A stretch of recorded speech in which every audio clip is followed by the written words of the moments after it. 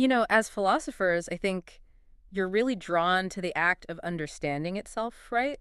Ah, That urge to kind of like dissect and comprehend how things work. yeah, And especially when you're confronted with something that just seems to defy all the frameworks you have, totally. how do you even begin to make sense of something that feels so new? That's a great question. And it's something that I think is at the heart of philosophical inquiry, Right. that desire for clarity Yeah, when we're faced with the unprecedented. exactly. And that's kind of what brings us to our subject today. Yes. So we're doing a deep dive into the thought of Hannah Arendt. Okay. She's a really influential 20th century political philosopher, Absolutely. and we're going to be looking at her work primarily through the Stanford Encyclopedia of Philosophy entry on Arendt. Great source. It's a great overview of her life and work.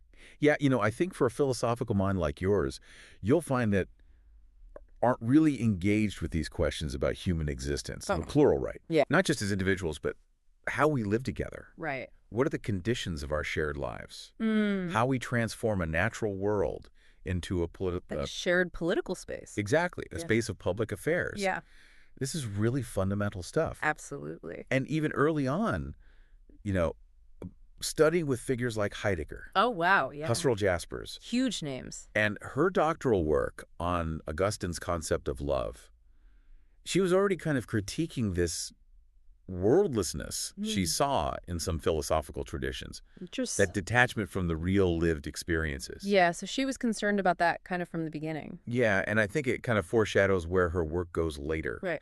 So our mission today is to really extract these key philosophical insights from her work. Okay. The stuff that I think will speak to your understanding as a philosopher. Perfect. So not just a biographical sketch, Right. but a focused look at her philosophical contributions. Okay, so where do we even begin with a thinker as expansive as Arendt?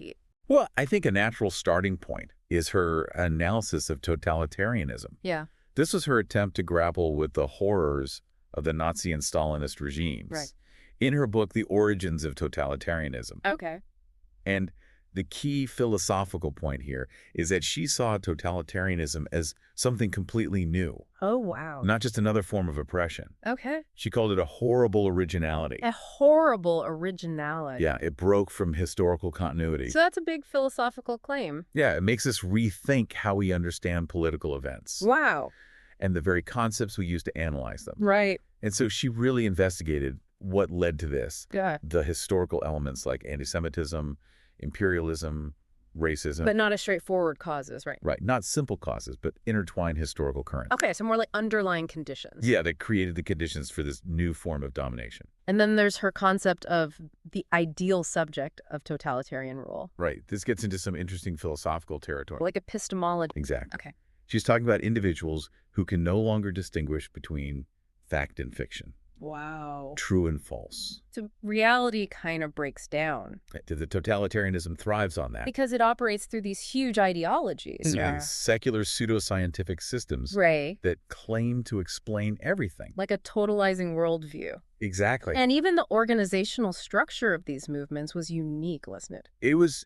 They weren't clear hierarchies. Okay.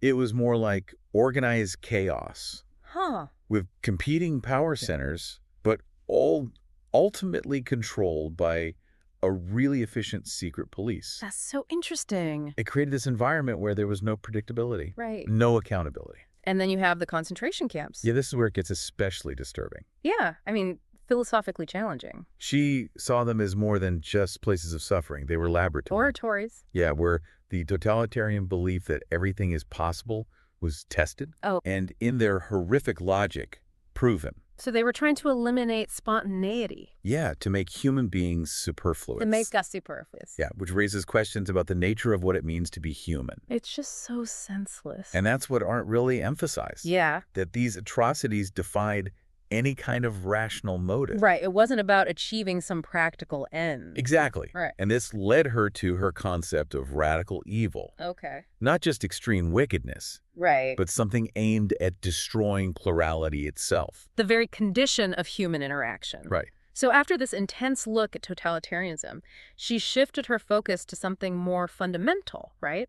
Exactly. In the Human Condition, Okay. her major philosophical work. Right. She explores the basic conditions of political existence. And she talks about modernity as a loss of the world, right? Yeah, she's concerned with this decline of the public sphere, Okay. the space where action and speech can flourish Right. and we can reveal who we are. She saw the rise of the social, Mm-hmm. this focus on mass opinion and consumerism, Right. and the dominance of what she called animal laborans. Okay, so what is animal laborans? The human being who's primarily concerned with just biological necessities, Just surviving. right? Just the cycle of production and consumption. Okay. So a real critique of modern life and values. Right. So within this, she distinguishes between labor, work, and action.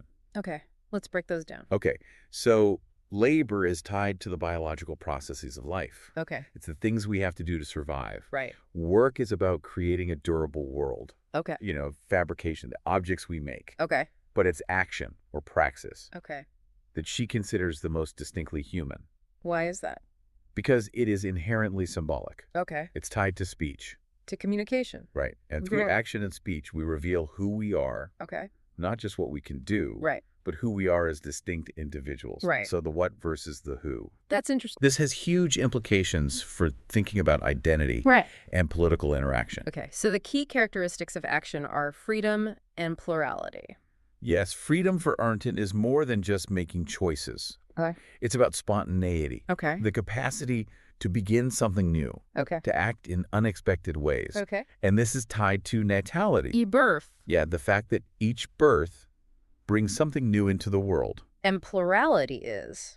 The fact that many diverse individuals inhabit the earth, Okay. not just some abstract man. Okay, so it implies both our equality and our distinctiveness. Exactly. But this unpredictability and irreversibility of action, Yeah, that seems like a challenge for political order. it is because we are free and we act with others. Right. We can't fully know the consequences of our actions in advance. And we can't undo them. Right. So are we just left with that? No, she offers these remedies, Okay. promising and forgiving. Interesting. These allow us to navigate a world of freedom and plurality.